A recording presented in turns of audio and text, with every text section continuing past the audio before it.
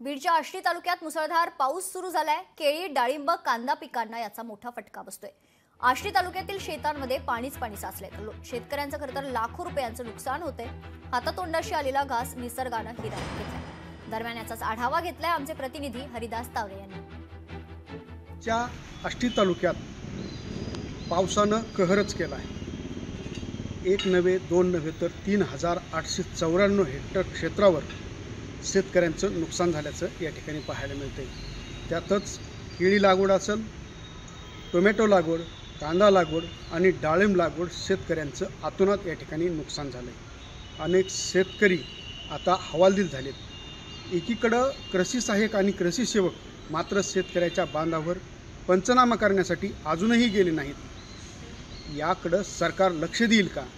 त्याचबरोबर या नुकसानीचे लवकरात लवकर पंचनामे करून शेतकऱ्यांना नुकसान भरपाई मिळेल का, हेच पाहणं महत्त्वाचं ठरणार आहे। हरिदास तावरे, लोकशाही मराठी, बीड। अजून सगळं हे कागदपत्र एजंट मार्फत चालतंय। कृषी खातं आमच्या भागात सगळं कुणी फिरकत नाही, त्याचं कृषी खात्याचं कुलूप सुद्धा उघडत नाही।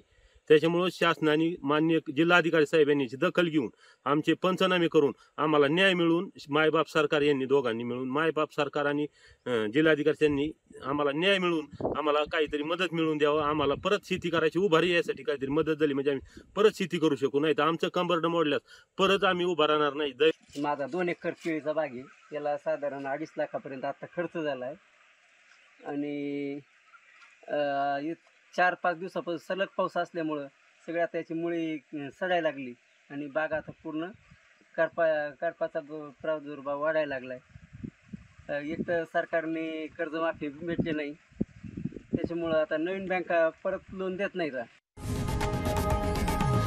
लोकशाही मराठी, ऐका, पहा, जागरूक रहा।